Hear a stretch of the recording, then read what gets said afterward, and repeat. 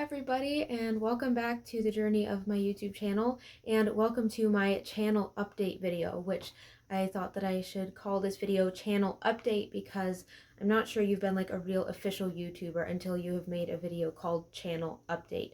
So I thought that I should just go ahead and do that, get that out of the way, and I think that gives me some kind of official YouTuber points to have done that. And I also do actually have a couple of different channel updates for you today. One of the main updates is that I made it over 100 subscribers, so yay. I definitely wanted to celebrate that and just have a big thank you for all of you guys who have subscribed to my channel already, and to anybody who has ever watched one of my videos and taken this journey with me. So I have something fun planned to just to celebrate, and I think you guys are going to enjoy it, hopefully, and you can participate in it too, and I think we're gonna have a good time with that together.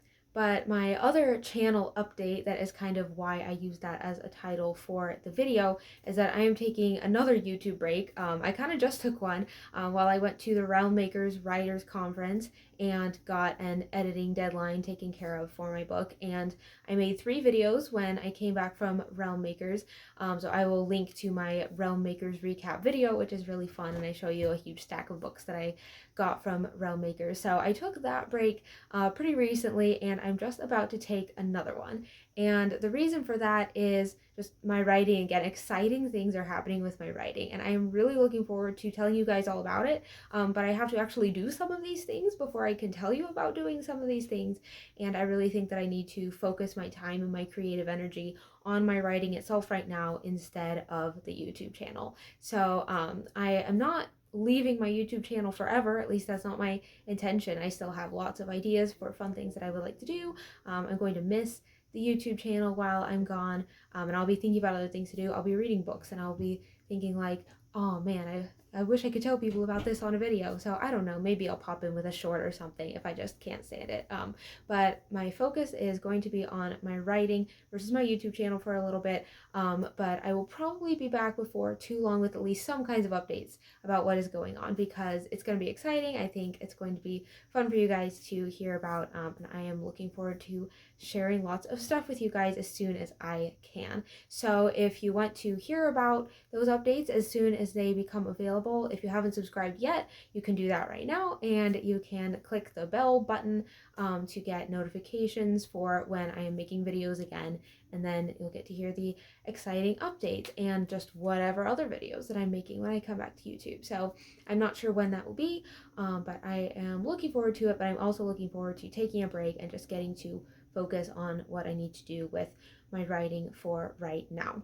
So if you really want to hear writing updates, if you want to follow the behind the scenes of that journey and be the first to hear about the exciting things that are going on in that area, then you can sign up for my monthly email newsletter, which I will link to in the description. And that's really the best way to stay up and updated with what is going on the writing side if you happen to be interested in that.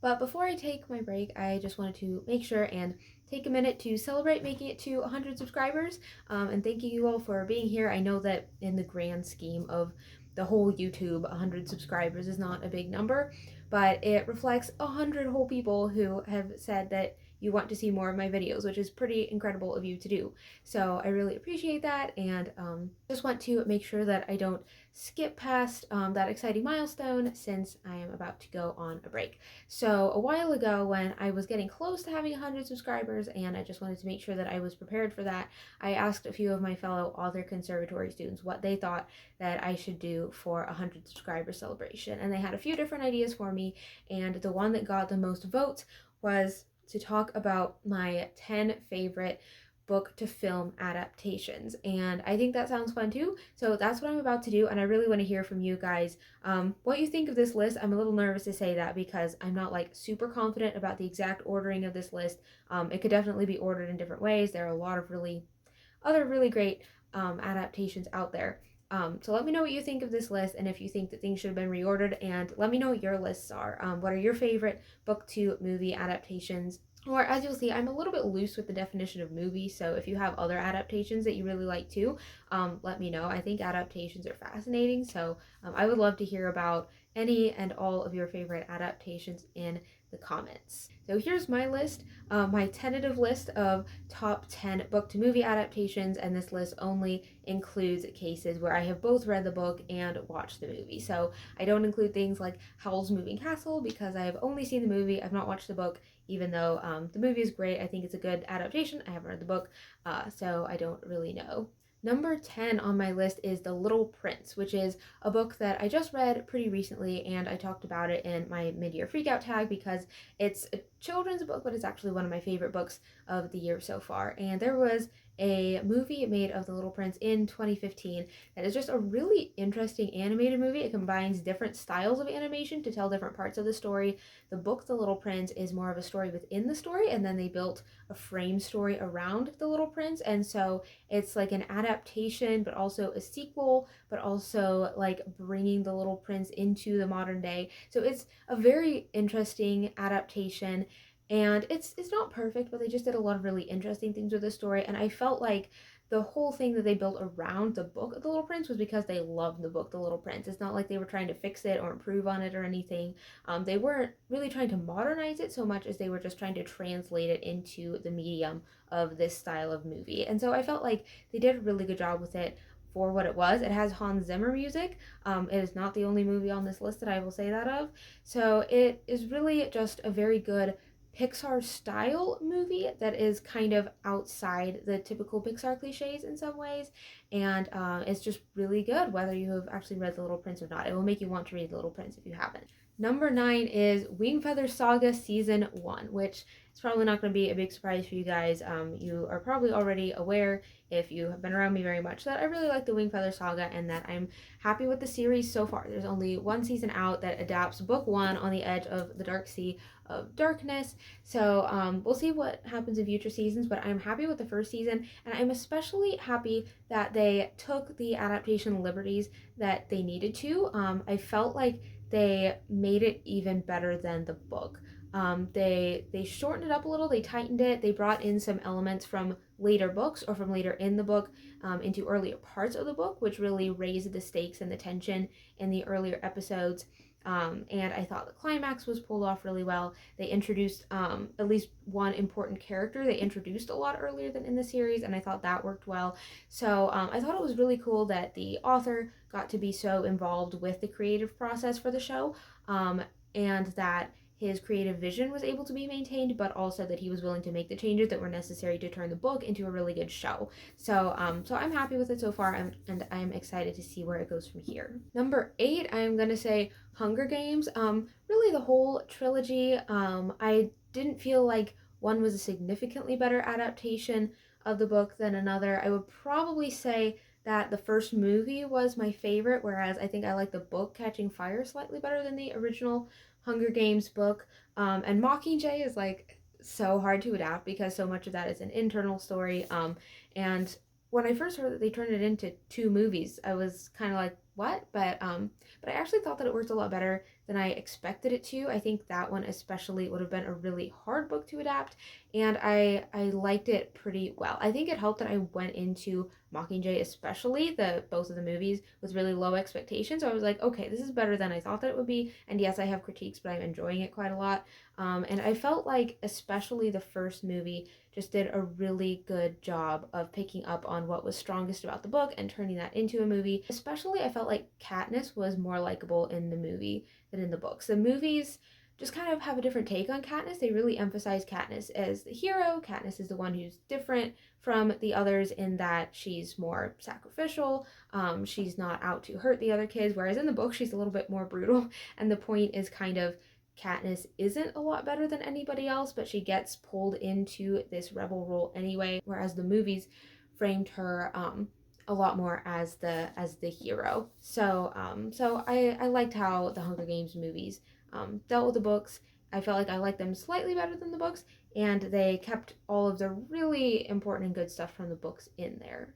For 7, and I am once again being a little bit loose with saying book to movie adaptations here, because I'm talking about Phantom of the Opera, and I'm not talking about the Phantom of the Opera movie because I actually haven't seen that yet. I really want to see it, but I've seen the 25th anniversary recording of the stage play, so that's really more what I'm referring to. But Phantom of the Opera is an interesting one because usually when I read classics, I end up really liking them and often thinking that they're better than the movies or better than people's expectations of them. I have a whole series of videos about classics and my expectations and how classics are often much better than what I expected. But this one was kind of not like it was okay. But the main character is actually Rawl in this book, which really surprised me after having seen the stage play first. And I just don't think he's as interesting as a main character as Christine is. There's kind of more mystery in that way because you just have no idea what's going on for a long time, but that also kind of makes it less interesting. Seeing everything primarily through Rawl's point of view, yeah, I just didn't think it was as interesting as the way the stage play approached it, and it had a lot of things that feel unnecessary after having seen the play and seeing that wasn't in there in the play and it really didn't need it. So this is very much going to be a theme in this whole list, but I felt like the play picked up on what was best and strongest about this story and really filled up the entire runtime with that instead of bringing in everything that maybe wasn't as strong. So I think it's a really good adaptation, and just experiencing something that's all about opera in the form of an opera really hits different versus just reading a book about it. Sixth on my list is Pride and Prejudice 1995, and I want to be very specific about that because I have thoughts about the 2005 one, and I know a lot of people love it. If you love it, I'm sorry. Did not work for me, but I'm a big fan of the 1995 one. I think they did a really good job of staying faithful to the book, but also being willing to change it enough for it to work as really a mini series. I guess this is another one that isn't properly just a normal movie. I think they added in some things that were helpful. I think they trimmed out a couple things that didn't need to be there for the movie. And I think it would be really hard to adapt anything Jane Austen because it relies so much on her narrative voice. And they really overcame that obstacle and did a good job of making it feel like a Jane Austen story anyway.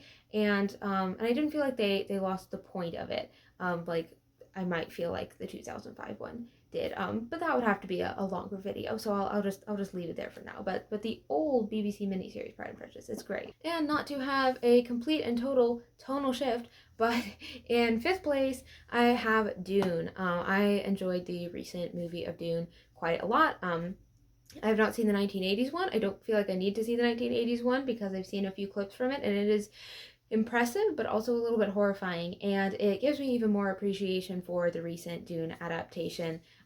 It looks so real. Like there aren't many movies anymore where I am actually impressed by the CGI and where it actually feels very real and very tangible. But I think that is true of this Dune movie.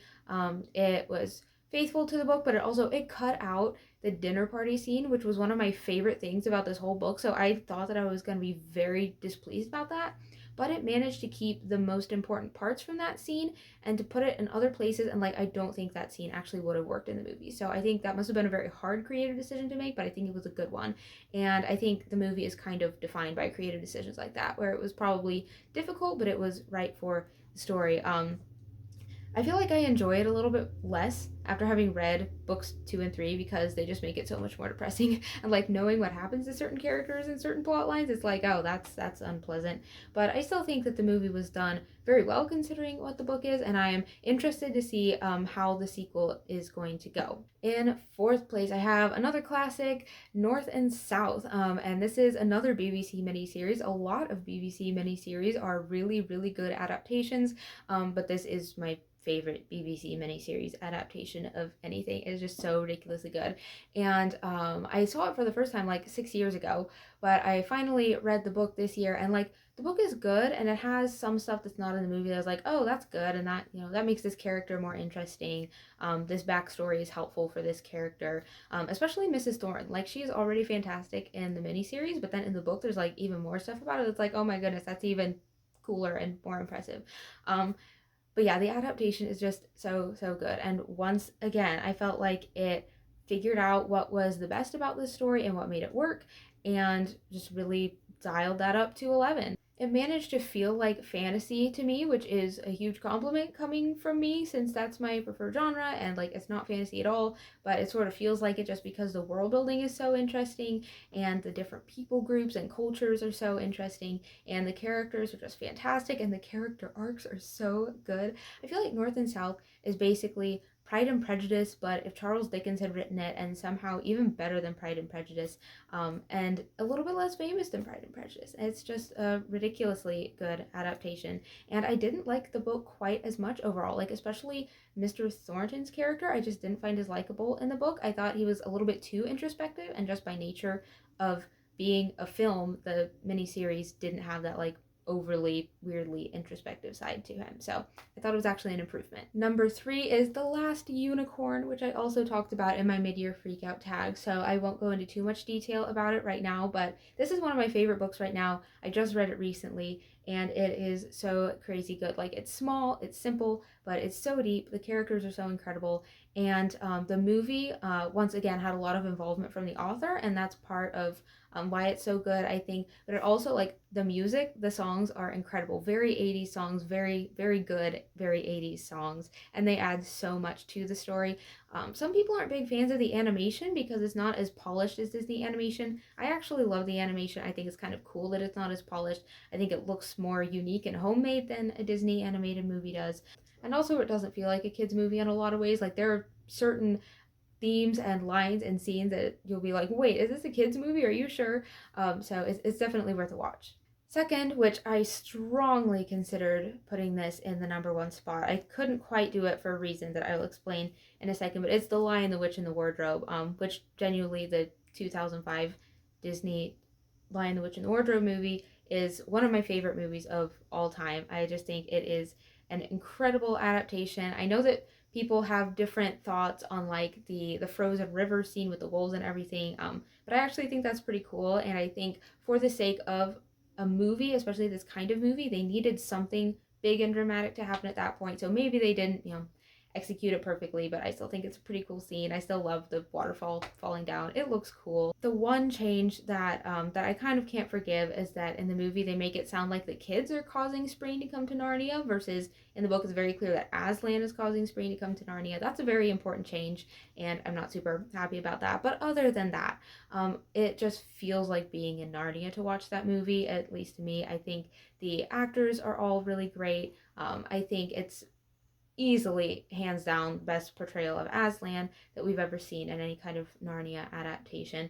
And the other Narnia adaptations are kind of conspicuously absent here. I do enjoy both of them, but I just don't think that they're nearly as good as the first one, so that's why I'm not mentioning it as a series. If I had to mention it as a series, as a package deal, then I would have to rank it a little bit lower in this list, but just talking about The Lion, the Witch, and the Wardrobe movie by itself, definitely one of the best fantasy movies of all time. I think just one of the best movies of all time, period. And then for number 1, you guys knew this was coming. I kind of wanted something else to be number 1 just so that it wouldn't be so obvious.